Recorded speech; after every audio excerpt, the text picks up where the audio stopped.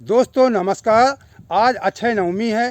कहते हैं आंवला के पेड़ के नीचे खाने से कई गुना पुण्य प्राप्त होता है। तो मेरे पीछे आंवला का पेड़ आप देख सकते हैं।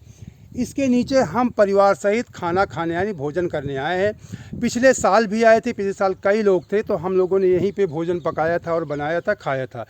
लेकिन इस बार कुछ व्यवस्था कम हो पाई समय की कमी की वजह से, तो हम लोग घर से भोजन बनाकर लाए हैं। अभी इसी के नीचे खाना खाएंगे, भोजन करेंगे। पहले कुछ पूजा अर्चना की जाती है, तो मैं और अपने परिवार के साथ हम पहले कुछ पूजा अर्चना करने जा रहे हैं। तो दोस्तों हम भी अपने पत्नी के साथ पूजा अर्चना करने जा रहे हैं बैठ करके। ओम पवित्रम पवित्रम पवित्रम ओम जय गणेश जय ओम जय विष्णु हर हर विष्णु जय जय जय जय।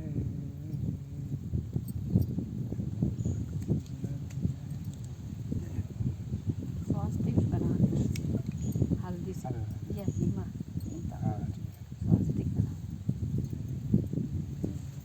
ये मेन मंदिर में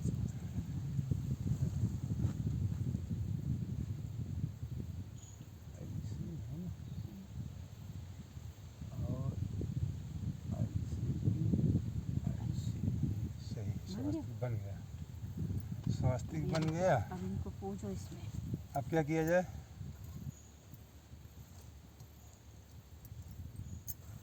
चंदन लगाओ। चंदनम समर्पयामि। जय हो चंदनम समर्पयामि। सिंदूरम सिंदूरम खोलो।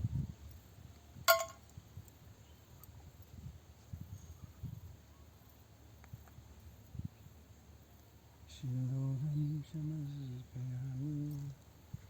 जय जय प्रभु।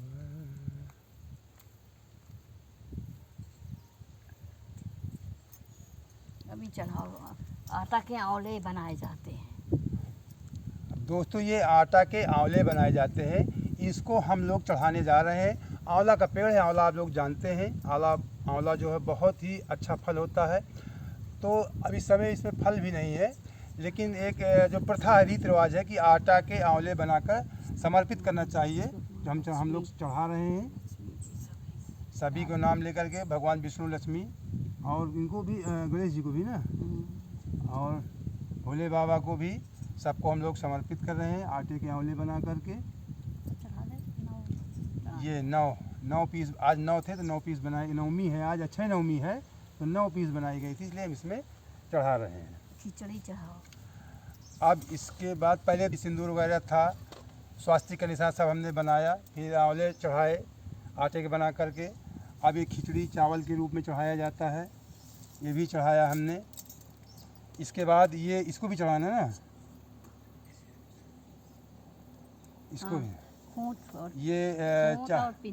ये चावल के लड्डू हैं, चावल के लड्डू हैं, इनको भी चढ़ाया जाता है। इसे हमारे क्षेत्र में पिन्नी टाइप बोलते हैं।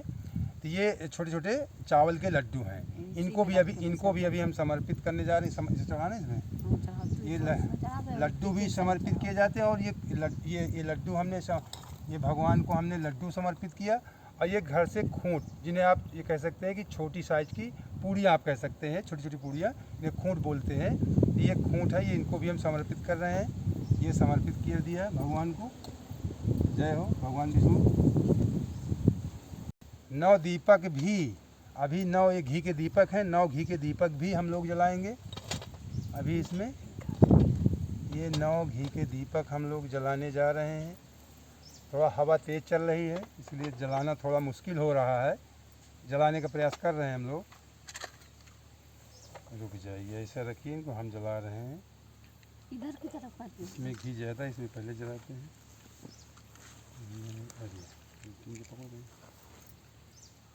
तो पकड़िए, जला दिया जाए।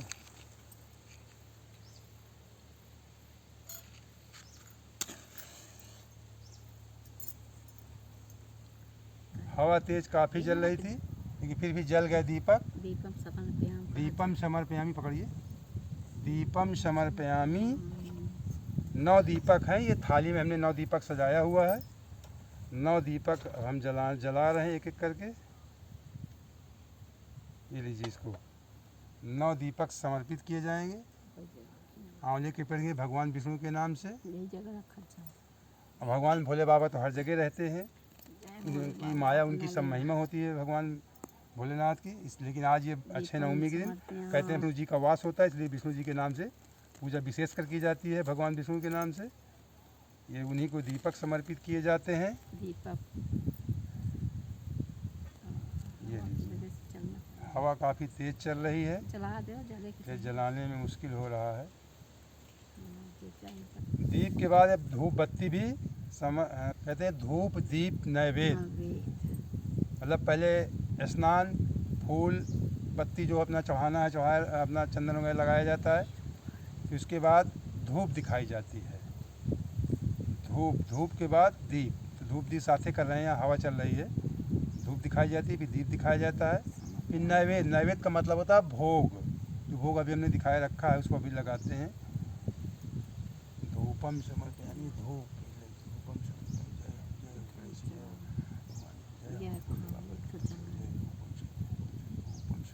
तुम भी कर दो, जला रहे हैं। धूप पहले कर दो, पहले धूप करना चाहिए। इधर रख दें।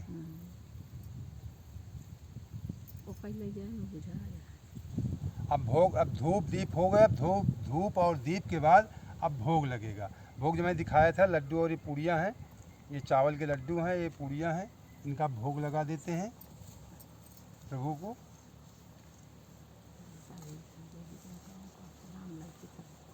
गणेश लक्ष्मी जय हो समर्पयामि। जय प्रथम पूज गणेश जी के पहले नाम, प्रथम पूज के नाम ये गणेश जी को भोगम समर्पयामि। जय भगवान विष्णु नारायण को, नारायण माता सिंह भोगम समर्पयामि। भगवान भोलेनाथ को भोगम समर्पयामि। सभी देवताओं को भोगम समर्पयामि। सभी देवी देवताओं, भगवान विष्णु सहित भोले बाबा सभी को भोगम समर्पयामि। गणेश जी, माता लक्ष्मी सहित सभी को भोगम समर्पयामि।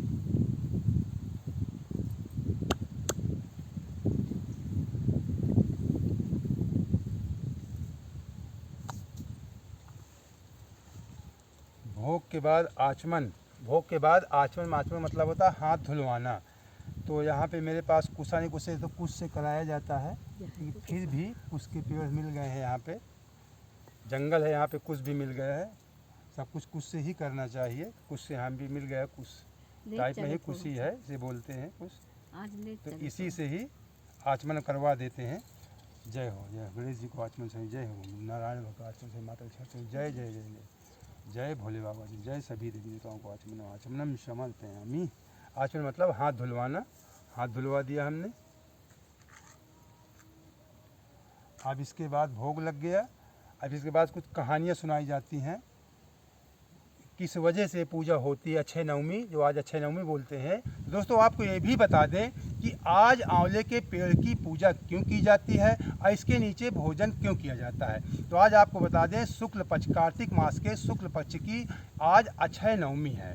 बताते हैं, सनातन काल से चला आ रहा, बताते हैं कि एक बार माता लक्ष्मी धरती धरा पर आई थी इसी दिन, अक्षय नवमी के दिन।